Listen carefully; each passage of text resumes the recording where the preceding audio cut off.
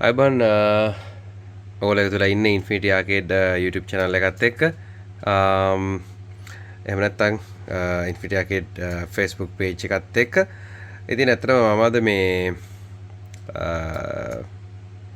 අතර කතා කරන්න යන්නේ මේ ගොම කනගාටුදායක දෙයක්. ඉතින් මොකද මේ වගේ motherboard වල ගැටලු නිසා අවසානයේ ඉතින් ඇත්තටම motherboard එකේ අයිති කෙනාට ඉතාමත් අවාසනාවන්ත තත්යකට තමයි මුහුණ පාන්න වෙන්නේ. මම ඇත්තට මේ thermal cam එක on කරලා තියෙන්නේ. නමුත් මේක ඇත්තට මම ඔයාලා දකින්නදී මම A315 එකක් මීට කලින් repair කරා. ඉතින් ඒ වගේ බොහොම පොඩි ලලක් තිබ්බ motherboard එකක්. නමුත් දැන් නම් ඒකේ ගතයුත්තක් නැති තැනටම පත් වෙලා තියෙන්නේ. ඔයාලට පේන ඇති මේ process එක වටේටම flux තියෙනවා. පේනවා ඇති.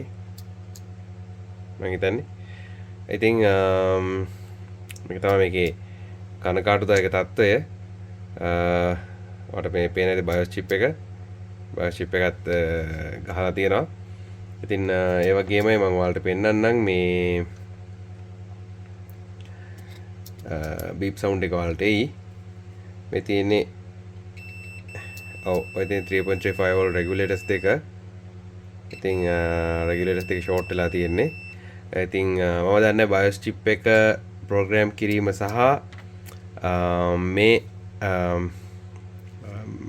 regulators regulator එකේ 3.35 volt lines දෙක short වීම අතර තියෙන සම්බන්ධය මොකක්ද කියන එක.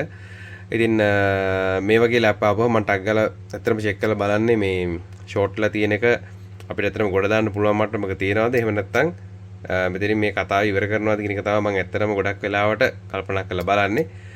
ඉතින් මේ අපි thermal cam එක දාලා බලමු. එතකොට ඔයාලටත් තේරෙයි මොකද්ද වෙලා තියෙන්නේ කියන එක.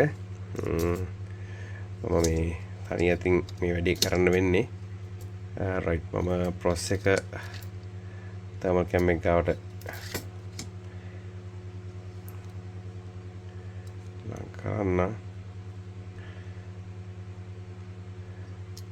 එතනවා right ඔයාලට පේන ඇති මේ තියෙන process එක. ඔය තියෙන process එකේ වටේ තියෙන bezel එක තමයි අර පේන්නේ. අන්න අර තියෙන bezel එක තමයි මේ පේන්නේ. right ඉතින් මම අතරම දැන් 1.2 volts විතර apply කරලා පෙන්නන්න යන්නේ ඔයාලට මොකද්ද වෙන්නේ කියලා. ඒතකොට ඔයාලට තේරෙනවා මොකද්ද ප්‍රශ්න වෙලා තියෙන්නේ කියලා. right දැක්කනේ. ඔය ඇවිල්ලා ඒ කියන්නේ process එකේ MCP එකක් විදිහට එන්නේ multiple chip package එකක් විදිහට එන්නේ.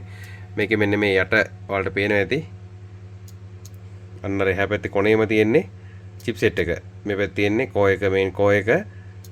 ඒ chipset එක තමයි දැන් ඔය heat වෙන්නේ. right හොඳට බලන්න.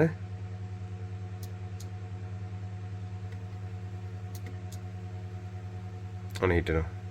දැක්කනේ? ඔය 1.2 volts වලට තමයි ඔය heat වෙන්නේ. ඉතින් මෙතන ඇත්තටම 3.35 volt line දෙකම යනවා. ඔයාලට පේන ඇති කෙලින්ම 5 volt line එකේ මොකුත් නැහැ. අල්ලපු ගමන්ම මේන් කෝ එකේම ෂෝට් එකක් තියෙනවා. ඔයාලට පේන ඇති. right ඔය තියෙන මේන් කෝ එක. අර ඔයාලට පේන ඇතිනේ සාමාන්‍යයෙන්. right හරි. ඉතින් ඔන්න ඕක තමයි මේකේ යථා තත්ත්වය. ඉතින් හරි කනගාටුදායකයි මේක ලැප් එක ඉජෙන්. නමුත් ඉතාම පහසුවෙන් repair කරන්න පුළුවන් ලැප්ටොප් එකක්. ඔයාලට මෙන්න motherboard එකේ model එක DA0ZAWMB8G0 revision එක E. ඉතින් මේක තමයි process එක. මේ තමයි process එක මේ තියෙන්නේ. ඉතින් ඔයාලට පේන ඇති මේ flux දාලා heat කරලා තියෙන්නේ. flux වල residue තාම තියෙනවා. clean කරලත් නැහැ. ඉතින් ඇත්තටම හරිම කනගාටුදායකයි මේ වගේ තත්ත්වයකට පත් වීම ගැන. ඉතින් ඇත්තටම මේක මේ වගේ 8 gen ඒ වගේම 10 gen 12 gen වගේ ලැප්ටොප් හදනකොට පොඩ්ඩක් ප්‍රවේශම් වෙන්න. මොකද මේ වගේ පොඩි ඔයාලා තින් වෙන පොඩි මිස්ටේක් එකක් හින්දා ලැප් එක මේ විනාශ වෙන්න පුළුවන්. ඉතින් කනගාටුදායක මරණයක් අත් වුණ මේ බෝඩ් එක ගැන බොහොම කනගාටුයි. එහෙනම් ඉතින් අපි තවත් සාර්ථක ජොබ් එකක් එක්ක එකතු වෙමු කියලා ප්‍රාර්ථනා කරනවා මම. එකතු වෙලා ඉන්න Infinity Arcade YouTube channel එකත් එක්ක ඒ වගේම Facebook page එකත් එක්ක ඔයාලා YouTube channel එක subscribe කරන්න පුළුවන්. ඒ වගේම bell icon එක click කරොත් අලුතින් එන videos වලට videos ගැන notification එනවා. ඒ වගේම videos like කරන්න, share කරන්න. ඒ වගේම Facebook page එකෙත් අපි videos ඉස්සරහට දාන්න බලාපොරොත්තු වෙනවා. ඒවා share කරන්න, like කරන්න. ඔබට ඉගෙන ගන්න දෙයක් තියෙනවා නම් ඉගෙන ගන්න. ඉතින් ඒ වගේම මේ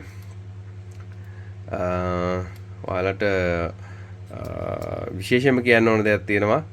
මේ වගේ අලුතින් ඉගෙන ගන්න කට්ටියට මදර්බෝඩ් එකක් ගත්තාම කවදාවත් එකපාර process එක heat කරන්න ඒ වගේ දේවල් වලට යන්න එපා. ඊට කලින් හැම voltage එකක්ම check කරලා ඒ voltage එක නිවැරදිව තියෙනවද කියලා බලලා ඒ voltages වල ප්‍රශ්නයක් තියෙනවා නම් ඒවා දිගේ මේක diagnose කරනවා මිසක් කවදාවත් එකපාර අවසානයේට අත ගහන්න යන්න එපා. මොකද ඒක තේරුමක් නැහැ. ඒකෙන් ප්‍රතිඵලයක් ගන්න හරි අමාරුයි. මොකද trouble shoot කරන guide එක පවා ඉස්සෙල්ලාම පටන් ගන්න ඕන adapter voltage එකෙන්, ඊට පස්සේ පටන් ගන්න ඕන battery voltage එකෙන්. ඒ දෙකෙන් තමයි ගමන පටන් ගන්න තියෙන්නේ. ඉතින් ඒකින්ද ඒ දෙකෙන් පටන් යන process එකකින් ඉවර කරන්න පුළුවන්. CPU එකකින් ඉවර කරන්න පුළුවන්. ඒක තමයි නිවැරදි ක්‍රමය. ඉතින් ඒකින්ද ඒ දෙත් මතක තියාගන්න. ප්‍රශ්න තියෙනවා නම් comment section එකේ ප්‍රශ්න අහන්න. මම හැකිය ආකාරයට උත්තර දෙන්නම්. එහෙනම් රැඳිලා ඉන්න. ජය වේවා ඔක්කොටම.